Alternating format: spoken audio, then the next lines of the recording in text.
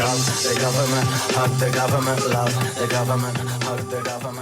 to the Politics Guys, a place for bipartisan, rational, and civil debate on American politics and policy. I'm Michael Baranowski, a political scientist at Northern Kentucky University. If you're a regular listener, you might be wondering, what's with the new opening music? Well, if you're a listener from way back, you might recall that it was our original opening music, a song called Love the Government by Il Papa Giraffe. Now, we moved away from it a while ago in favor of a sort of a mellow jazz song called Low Pressure that, well, I seem to like it a lot more than most listeners. Now, once that became abundantly clear to me, we just scrapped opening music altogether. But for the new year, I thought we might try bringing back the old theme. So what do you think? Should we go with Love the Government as our theme? Though I know if you're a conservative listener, that might be difficult. Maybe, I don't know, you can look at it as sort of an ironic title or something. Should we have no theme at all? Or maybe do something else? I don't know. Anyway, let us know. We'd really appreciate it by emailing us at mail@politicsguys.com or commenting on our Facebook page, facebook.com/politicsguys page. Thanks. And now on to today's show. With me today is a special guest, Beth Silvers from Pantsuit Politics. Beth, thank you so much for joining me today. Oh, thanks for having me, Mike. It's always a pleasure. Yeah, and when Beth and I were talking about what we'd be talking about for this episode, I asked her if she'd be willing to sort of indulge me. I have these ideas, some of them might be a little radical, I don't know, about changing the Constitution. I teach a course on American political institutions. In fact, I'm getting ready to teach it this semester. And one of the things I always do at the end of the course, I ask the students, well, if you could change anything in the Constitution, what would you change? Make a case for it. And I thought, well, that sounds like it'd be a good basis for a conversation because I got some gripes with the Constitution, and I put together some thoughts, some ideas for things, and I thought it would be great to run them by Beth, and we could have a little discussion about them and kind of see where that goes. So, Beth, thanks for indulging me on this, and if you're ready to go, we'll get right at it. I am. Now, I do want to say, you teach this class not very far from my house, and I would love to be a fly on the wall and listen to your students at the end of the semester. I'd love to hear what your students are thinking about this. We do have some really interesting conversations about that. That's for sure at this part of the class. It's my favorite part of the class, so I'm really looking forward to this. So, in no particular order, here's my first suggestion is dramatically increasing the size of the House of Representatives. I mean, doubling it. And why is that this would really shrink the size of the average district. And in my view, and in view, a lot of people who are actually advocating this make for a much more representative Congress. Because right now we're at right around a little over 711,000 people per congressional district on average. And when you think about what the framers intended at the beginning, that was 1 to 30,000. Now we couldn't get back to those levels. That would mean over 10,000 members of the House. That would be ridiculous. But, for a lot of our history, Congress would actually enlarge the House after essentially almost every census. And this took place until with a piece of legislation called the Permanent Reapportionment Act of 1929. And that's when they set it at 435 members of the House. And at that point, what 435 members of the House meant was average congressional district size of around 280,000 people. And now we're at way more than that, over 700,000 people. So that's kind of where we're at today. And Beth, do you think that's just crazy on the face of it, or what do you think? Mike, as I was reviewing your list, I had this initial inclination that I needed to come up with a pro or a con about every single thing. I need to endorse these ideas or fully reject them. And I'm trying to resist that urge and be open to this idea in particular, because I don't know how I feel about this. I like that there's precedent that Congress initially was increasing the size of the House. So it's not like this is something that is a modern convention. It's more that the modern convention was to stop increasing the size of the House. So as a conservative, that historical perspective is helpful to me. Yeah. I like the idea of more responsive districts. When I think about what are the positives of that, does that make it more available for people to run? Is it possible to run a campaign for less money than you have to now? And could we get a more representative government just in terms of the type of people for whom these opportunities are open? I think that's an interesting possibility. I think it's an interesting possibility to say, what would this do to the power of the parties? If you have a lot more people, do you open the door for districts to send more Green Party, libertarians, folks to Congress who could actually build some coalitions in a larger framework? Or would this increase the power of the parties? And I don't know the answer to that. Yeah, and I think those are great points. And on one end, you might say, well, and this is kind of my view, is, well, it would make it more representative, more dynamic, but would it make it too chaotic? And that's a reasonable concern, I think. And so what I did is I looked at what other sort of rich, developed countries that are kind of like the United States have done with their what their lower houses are like. And what I found, for instance, Germany, in their lower house, they have 709 members. The UK has 650. Italy has 630.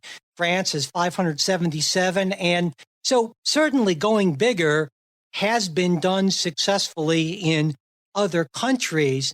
But what else I found, and this to me was particularly intriguing, is all of these countries that I looked at maybe around half a dozen, is that the ratio tended to be around the same as districts of around like 1 to, say, 115,000 people or so.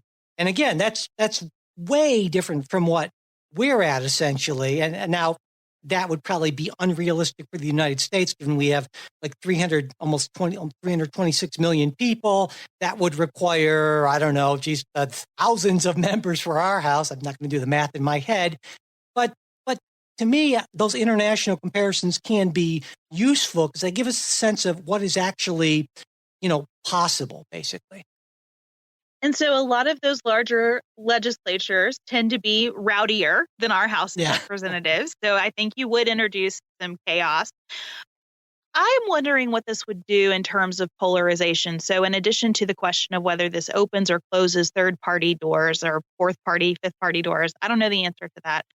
The other thing I was thinking about when I was reading your notes, Mike, is whether this helps or hurts the fact that we tend to elect a number of extremists to the House in a way that we are a little bit better about in the Senate.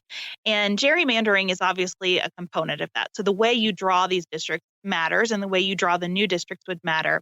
But even assuming that you draw the districts in a way that really makes logical sense on a map, we so sort ourselves in terms of neighborhoods. Yes. We polarize ourselves. And I don't know if a smaller group to which representatives are accountable helps us with that. The one way in which I think maybe the current configuration is more representative, especially if you assume that we address gerrymandering issues, having a larger body of constituents theoretically should lead to more moderating forces in the House, right? Yeah, I think you're right. There are a lot of, obviously the devil would be in the details here, and there are a lot of other factors that go along with this. And you could certainly envision a situation where this might actually make things in some ways more polarized. And is it possible for Congress to be even worse? I don't know, but maybe.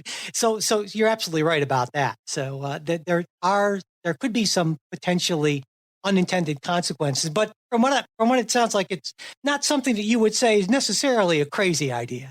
No, I mean, I think it is important to be responsive to population change. And the fact that we sort of shut that down in the 1930s at a time when we were probably not our best selves in terms of our capacity for decision making, given where the economy was, I think it's worth having this discussion. Yeah. Oh, great. Well, there's a related idea I have, and this one is, I think most people would say, is definitely somewhat more radical. And this is to double the size of the Senate. And so we'd have 100 additional senators, and I would say we would distribute these based on each state's percentage of the national population. So kind of making the Senate a little bit more like the House. And here's my reasoning behind this. Back in 1789, Virginia was the most populous state. The smallest state was Delaware. Virginia was around 11 times more populous than Delaware.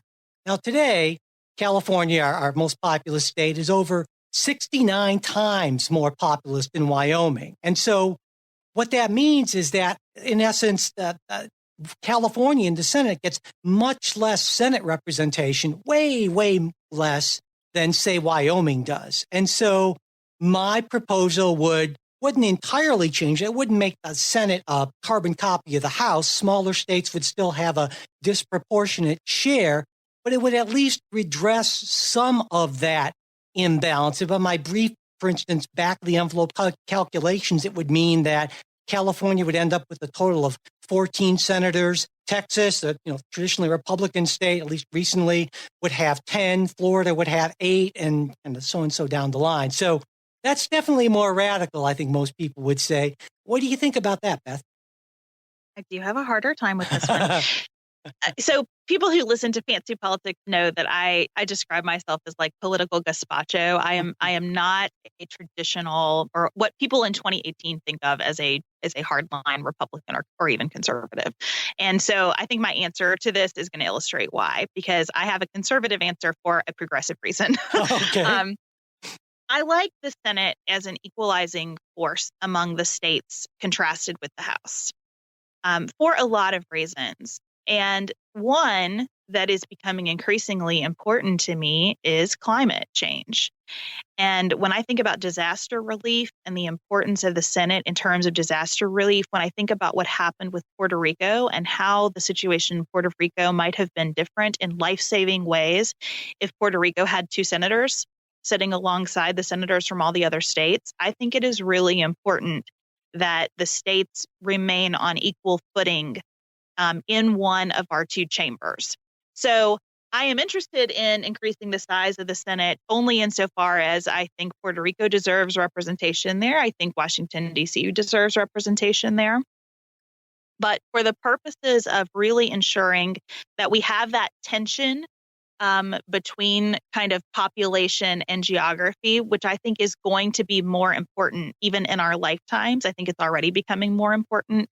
I would like to see the representation by state remain equal. Well, yeah, that's a really interesting rationale, and that wouldn't have necessarily occurred to me, which is why it's good to have these conversations. I guess, I see what you're saying.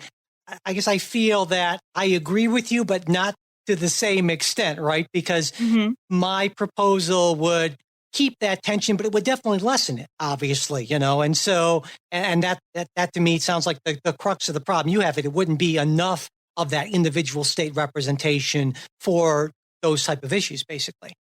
Yes, I really value the federal system in terms of states remaining on equal footing, even with population differences. And I'm sure we'll get to that when we talk about the Electoral College as well. And so in the Senate, I think that's important. The other aspect of just doubling the size of the Senate to me is that I do think the Senate, and I think it's done a poor job of this in recent years, but I do think the Senate is intended to be a relationship-oriented deliberative body. And I think its committees are supposed to be working committees where people really know one another and roll up their sleeves and get things done. And just from a human resources kind of perspective, I think growing the Senate too much would undermine some of those efforts. I certainly agree that at least historically, the Senate has been somewhat like that. Not so much in recent years, and while I would like to entirely blame Mitch McConnell, I can't entirely blame Mitch McConnell. You can blame him a lot. I'm okay with that.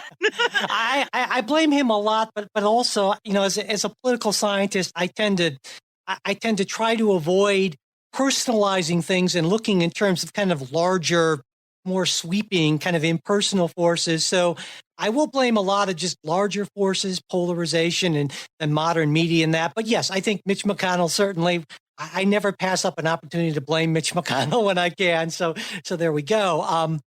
But you mentioned the Electoral College. And so that is something I want to bring up because I have, as you know, an Electoral College proposal.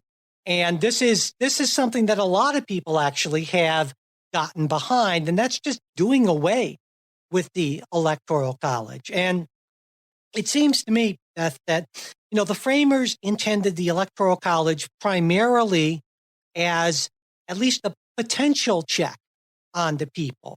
But there's no question in my mind that it just doesn't even remotely work like that anymore, and really hasn't essentially forever. And I can understand where back then just the logistics of doing a national vote would have been daunting.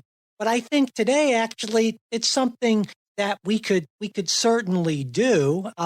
And to me, this is much more sort of a democratic process. I mean, I think a lot of folks intuitively say, well, the person who is president of the United States should be the person who got the most votes of the people, and the people should elect the president, not the people voting in the states or electors who elect the president. So it sounds to me like I'm going to get a little bit of pushback from you on that. So I'm looking forward to hearing your response to that.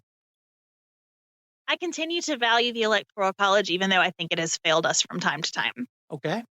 So I think just as a general principle, this is how I feel about the Senate as well.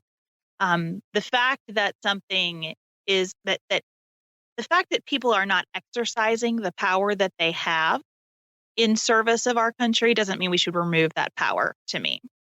And so I like the idea of maintaining as many checks on problems as we can. I think the country would have been served in our last election by the Electoral College stepping up to the plate to preserve a healthier sense of our democracy. Now, I know a lot of people, especially on my side of the aisle, are going to disagree with me about that. But I think it is important for the Electoral College to be in place and to be populated by people who are occasionally willing to disregard the will of the popular vote. I also think, again, in terms of states, recognizing that states have more power than they sometimes exercise is important. We can't foresee every eventuality. I'm worried that a pure popular vote in the presidential contest will further presidential campaigns as corporate marketing enterprises instead of people campaigning for office. I know it's frustrating that Iowa, for example, really gets to know these people as human beings. But I think there's something really valuable about Iowa getting to really know these people as human beings. Now, I am open to changes in the process where the voting order changes up, where we periodically evaluate electoral votes based on population, electoral college votes based on population. But I think there's something important about the state as an entity casting this vote for the president that is worth preserving. So then you wouldn't necessarily be opposed to a change in which, for instance, states disregarded or went away from the winner-take-all model, which some states actually, Maine and Nebraska, do it by congressional district. So that sort of thing would be something that maybe could potentially preserve some of what you see as valuable in the Electoral College, but I mean, would be, kind of address at least potentially some concerns that people have about the legitimacy and the people having that kind of voice. Absolutely. I fully embrace ranked choice voting. I would love to see that in our presidential contests. I think our first past the post system is not serving us well. And I think we would feel better about an electoral college vote deviating from a popular vote if we had more information about what voters wanted. And so I would like to see some changes made in the way we vote for president. I just am not ready to eliminate the Electoral College. You mentioned ranked choice voting. I got to say, I think I'm a big fan of it as well, though I think one of the big sort of practical considerations is people would struggle, I think, probably to understand how it worked. But I think if we can get that message through, people would see how it actually is far more legitimate than this plurality type of thing where you can have presidents, people winning with less than the majority of the vote. And I just think it's by far a better system, but that initial hurdle to overcome can be a significant one, though not insurmountable. I mean, it's being experimented with at the local level in some places. So it's certainly possible. And I'd love to see more of that. There there are a lot of demoralizing aspects to the way our presidential campaigns happen now, and I understand those, and I don't want to pretend there isn't a problem, because I do think there's a problem. And one of those problems that I think ranked choice voting would really help solve is the sense that if I vote for someone other than one of the major parties' nominees, I am going to be blamed by everyone forever for having done so. Yeah. Right. Absolutely. That I'm not allowed to vote my conscience in a case where I'm not happy with my two choices. And I think ranked choice voting would really start to open doors for new ideas and for independent candidates, something the country says it wants. Right. We have more people who identify as politically independent than ever in our history. But our voting system doesn't provide any mechanism to say so credibly. And that's what I think is really an important next step in the evolution of the way we elect president. Absolutely. I couldn't agree more. And, that's one of the frustrating things whenever I talk about these sort of things with students. It comes back to the same thing, and that they get frustrated with me. I say, but the catch-22 of this is that we have this two-party duopoly that has very little interest in changing a system that is incredibly beneficial to the two-party duopoly. This is why, competition is a good thing and monopolies are bad, because the Democrats and Republicans in many ways, act like political monopolists, and they don't want to give up their control, their hold on power, because, well, why would they? Yeah, I wholeheartedly agree with you. Yeah, we've been talking about a lot of voting type things, and so let's stick with that. And again, I don't know if this is even more radical, but I think it is pretty much more radical. And this has come up on our show for a few times now, and that's the idea of mandatory voting, which I actually like, with certain caveats. And that's I sort of like how it's done along the lines that, for instance, Australia does it. Whereas it's not required for you to actually vote for anyone in particular, but basically to just show up and turn in a ballot, even if you don't fill it out, essentially. So it's a requirement to essentially be there and participate. And, this kind of mandatory voting isn't just a few countries. It's 27 countries, which is around 13% of all countries. Now, what happens when you have a system like this, I think Australia is a great example. Their turnout tends to be around 90% or higher, as opposed to the U.S. turnout, which is way lower than that. I mean, oftentimes in midterm elections, under 50%. And it's not like if you don't vote, you go to jail or something like that. In Australia, the fines range in U.S. dollars from $14 to missing a federal election to $57, again in U.S., to missing a state election. And also they have voting on Saturday, which to me is way more sensible. And I think there are a lot of really positive benefits to that. For one thing, a lot of my fellow political scientists who looked at that have found that mandatory voting gets people more engaged in the process. They learn more about issues and candidates, and I think that's a really good thing. And secondly, I think a higher percentage of turnout means that we're going to have an elective that's more representative of a country as a whole. And also, I think it makes the winners, it gives them more legitimacy, essentially, in that if, we're saying almost everyone's voting, that seems a lot more legitimate to me than if we're, 50, 60%. So I think there are a lot of reasons to move toward a system like this. Beth, what are your thoughts? I think this is an interesting one. I am in favor of things that we can do that increase voter turnout, for sure. And I think voting on Saturday makes a lot of sense. I think that coming up with a national holiday around voting during the work week would be fantastic. I love that. I think it's Australia where they have like barbecues, right? Mm-hmm, yeah. It's a really, there's a community feel to, we all go and participate in this way. And I think that's important. I worry a little bit about mandatory voting being a tax on folks who struggle with transportation. And, we still haven't made voting something that requires almost no skill to participate in, right? The way that you register to vote, that you have to show up somewhere and do it.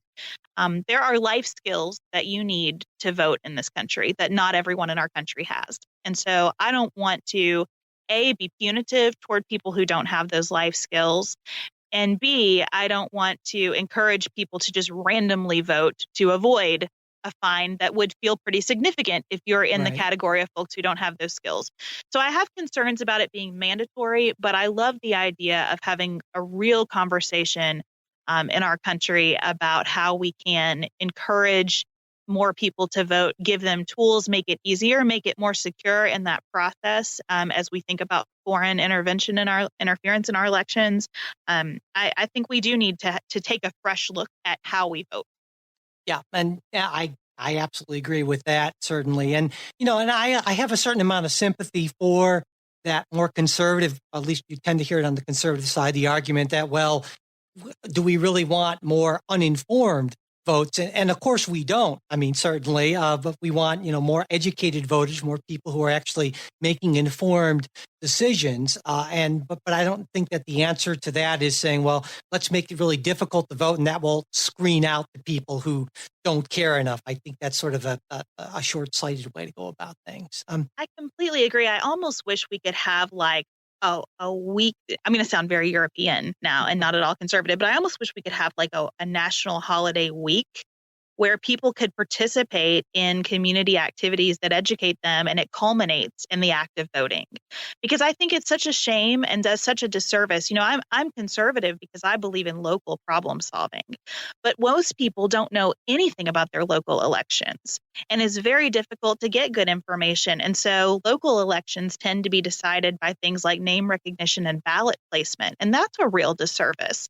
So my interest is, how do we get more people wanting to know about those local elections and having the freedom in their lives to invest that time to get there? Yeah, absolutely. And I think oftentimes why a lot of these things are like mandatory voting are resisted in particularly the United States is that we tend to focus much more so than most other countries on what our rights are as citizens. And we don't often, I would argue, put a whole lot of focus on what our responsibilities are as citizens. That ask not what your country can do for you, ask what you can do for your country, sort of idea, essentially, in paraphrasing President Kennedy. And to me, that is something we've sort of disastrously gotten away from. And this ties into one of my other proposals, and this is something that folks have raised as well, so it's not entirely out of the blue,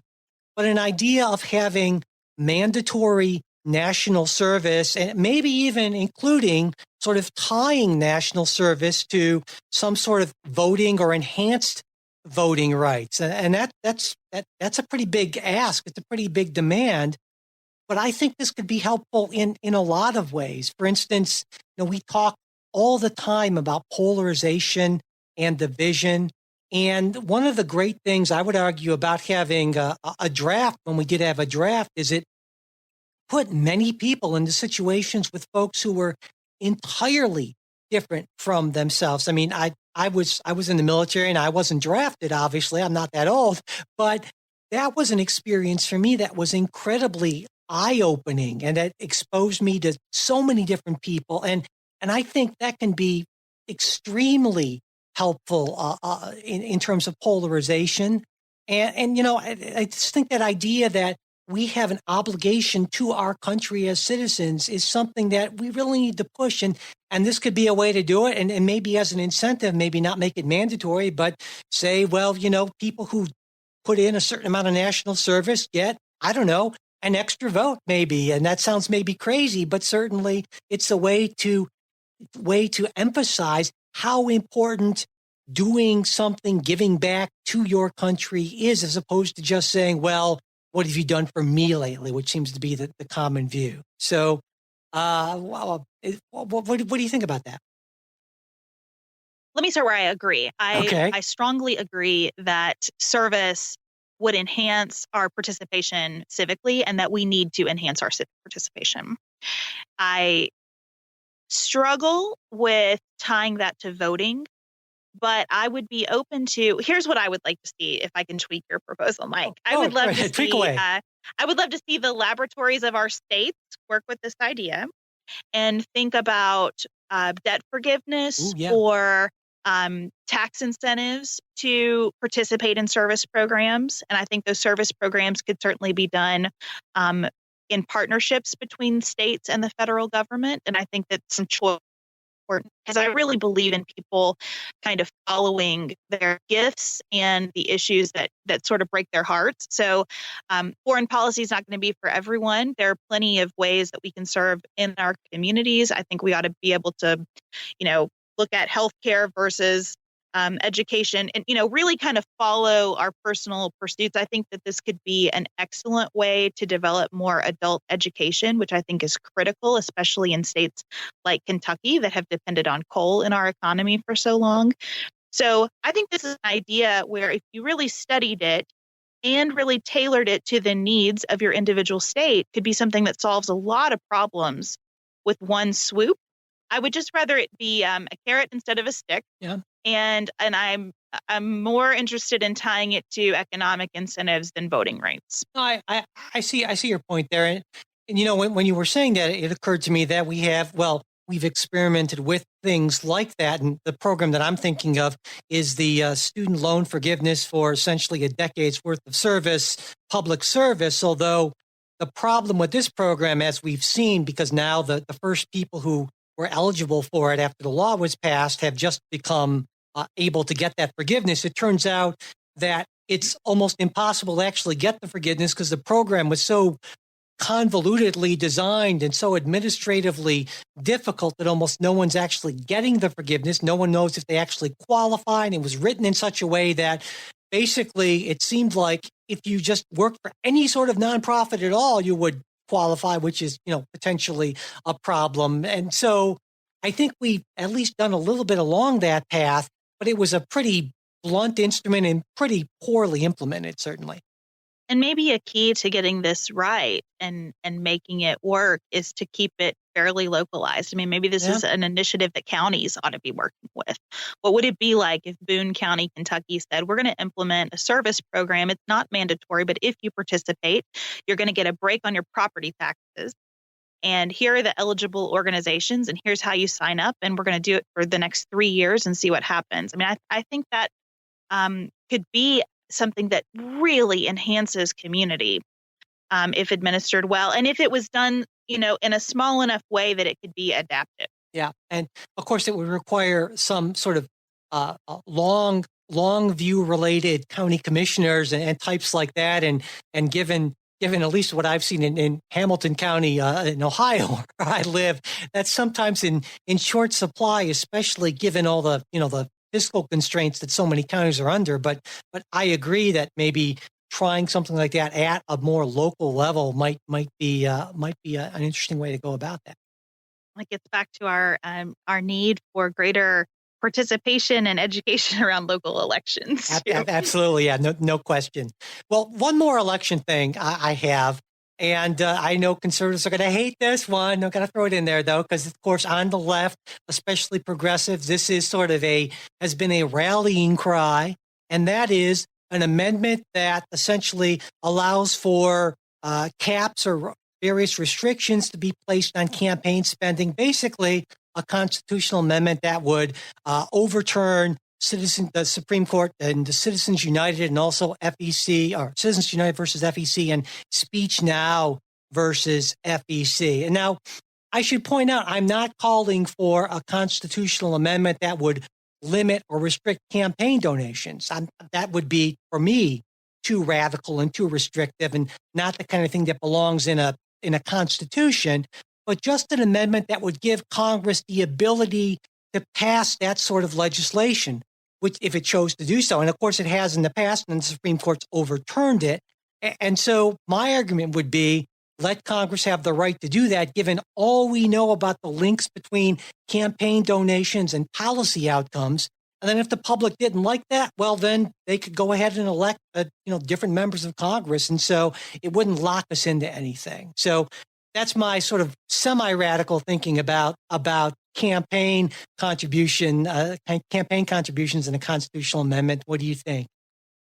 Well, first, I want to acknowledge my agreement that we have a problem here. Okay. I think too often as conservatives, we try to argue about the existence of a problem instead of arguing about the appropriate solution. So I don't want to fall into that trap. I want to acknowledge that I think it is a dramatic problem that so many people, as soon as they're elected to the House of Representatives, spend, more than half of their time fundraising for the next election. I think that's a significant problem and one that we need to solve. And I think it's wrong that it is a barrier for so many people to get into races because of how expensive it is to run, especially because of the influence of political action committees and super PACs. So I agree with the problem. I also think that there is innovation happening around this issue that might help us avoid the need for a constitutional amendment and avoid the need to get to the question of whether money is speech, as the Supreme Court has been considering. I think that I really have to hand it to some of the freshman, very progressive members of Congress who have said, I'm going to record my conversations with lobbyists and make this a transparent process. Because, and I think that that's great, both in kind of exposing the ugliness of some of it, but also in exposing some of the value. Our system does depend on subject matter experts. And if we want the Congress to be occupied by sort of ordinary people, that we have a citizen government, we need lobbyists to help inform their decision making. And so I think being more transparent on a voluntary basis, that's definitely going to put pressure on their colleagues to do the same, is a really innovative way to tackle that problem. I also think that the 2016 race is an illustration of how Citizens United taken to the darkest place it could go doesn't really work. Because if you look at a candidate that I was really excited about, Jeb Bush, he raised all the money in the world, didn't matter. And so sometimes when I have this conversation about Citizens United, I think, gosh, I feel like we're trying to solve a problem that is so complex that just doing away with this decision doesn't really get at it. And greater transparency might really get at it.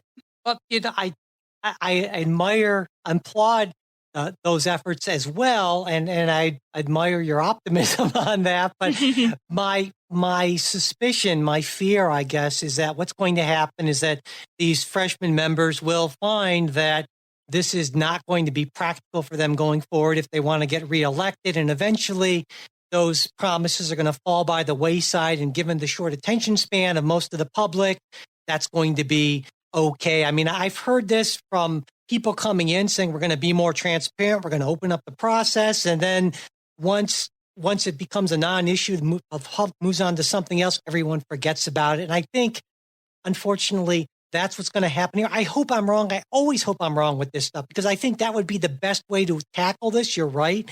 And I think you're also right saying that just doing away with Citizens United won't be enough, because the problem with money, I think, is, money's like water, right? It's going to find a way into the system. I understand and appreciate those arguments. And so you can't just focus on a Citizens United type thing. You have to have a broader strategy, essentially, and that alone wouldn't do it. I think it would be a part, and, I think it'd be great if transparency would work, but I've just been very disappointed with transparency attempts in the past. It seems like they've just failed, unfortunately.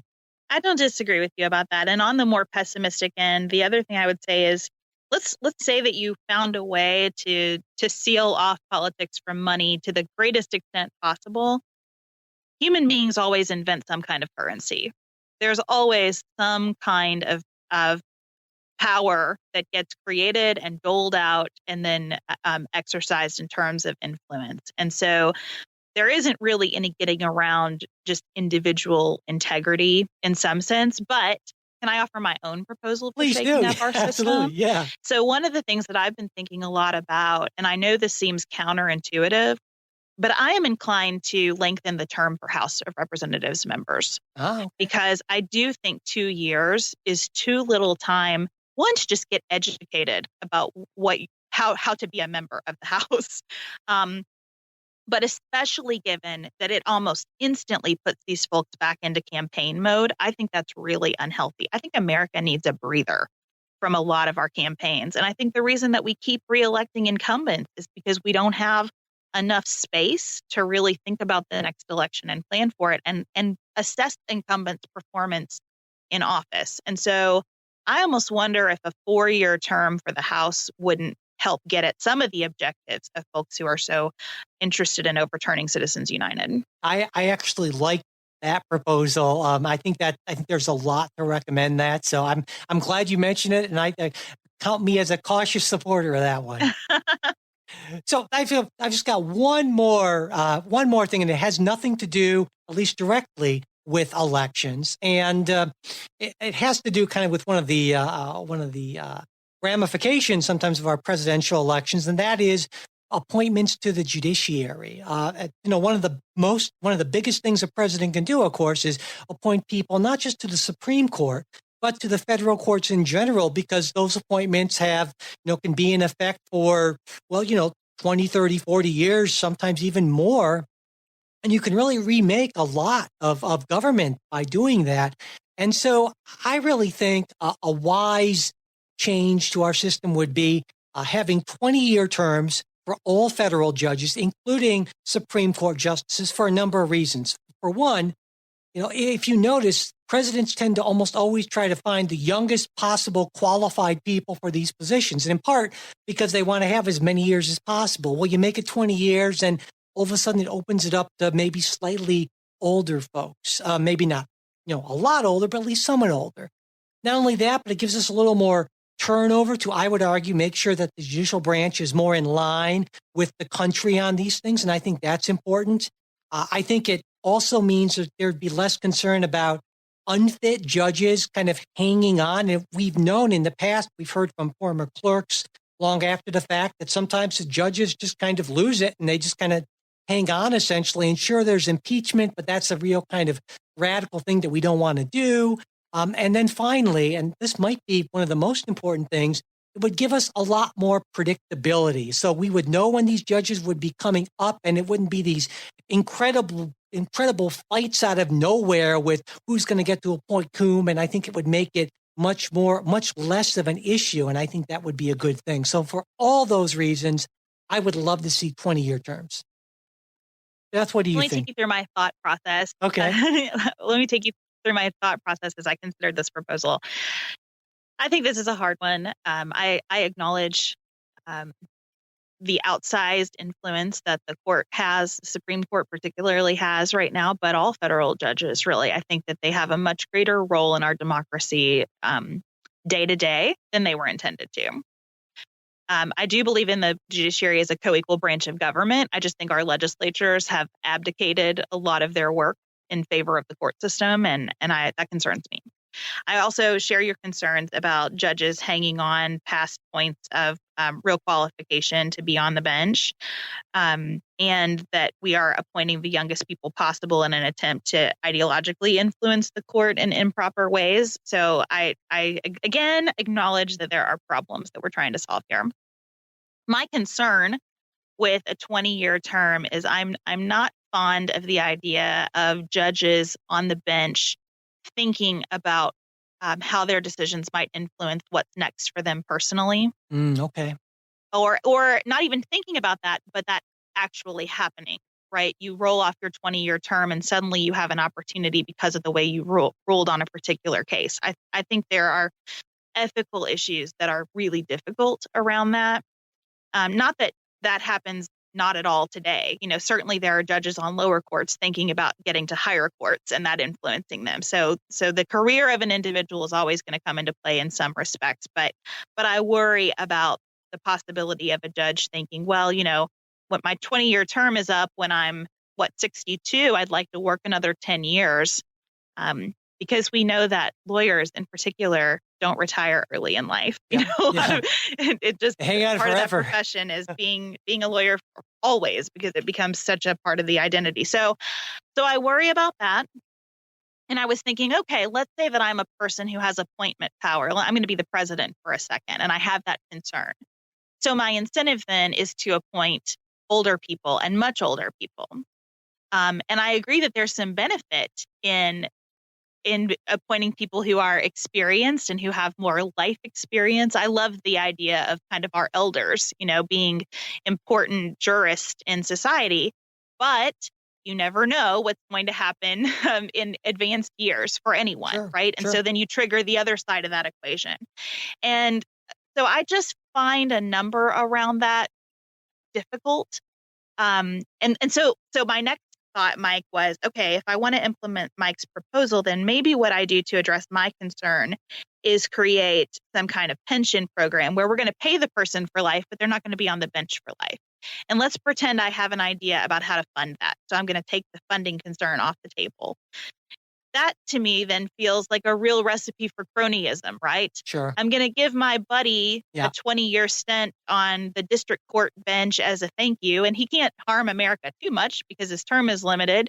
But then he's going to get paid for life. I mean, that doesn't seem great. Yeah.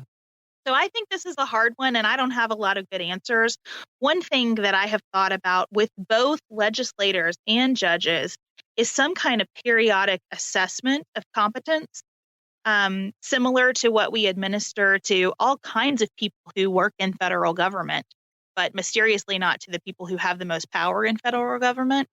I do think we need to be looking at whether people are still capable of exercising their obligations in office from time to time. Yeah, but those are some interesting objections and some that I hadn't thought of at all. But and it occurred to me when you were talking about your kind of ideas on this is that one way to maybe sort of limit my proposal and deal with some of this would be to, for instance, make it only apply to the Supreme Court and then impose some sort of a fairly stringent lobbying ban after a person's term. Because, of course, the Supreme Court in and of itself would be such a pinnacle of success that you could, reasonably limit that as opposed to limiting all federal judgeships. And that might be more doable than making it apply to all federal judges. I don't know. It's a hard thing because you care about these individuals. It's a strange phenomenon when a former Supreme Court justice comments on something happening politically at all. Yeah. And it's stranger somehow than having former presidents. It's an odd thing when someone retires from the bench. And so how you grapple with that, I don't know. Yeah. I don't know. That is rough, though I think we probably both agree that there's got to be, we would like to think that there's some way of getting around just these awful, divisive, horrific confirmation fights that just seem to be so focused on power politics and party control that it just seems like that shouldn't be the way, It shouldn't be the way. And what I tell our listeners often is if you are tired of the Supreme Court having so much influence, you need to get more interested in your state elections, because the really divisive issues that we worry about Justice Ginsburg hanging on for example, are originated in states that want to push back against previous court rulings. And if more people participated in state elections, I imagine that we would be electing more moderate state legislatures and not having attorneys general ready to go litigate in the court about things that have been previously settled. Wow, that's a great point. I like that. Well, I think that about does it. I'm flat out of proposals, but I'm sure I'll come up with more stuff. Thank you, Beth. I really appreciate you joining me today to talk about some of this. Thanks for having me, Mike. And I'm serious about wanting to come observe your class at some point. Excellent.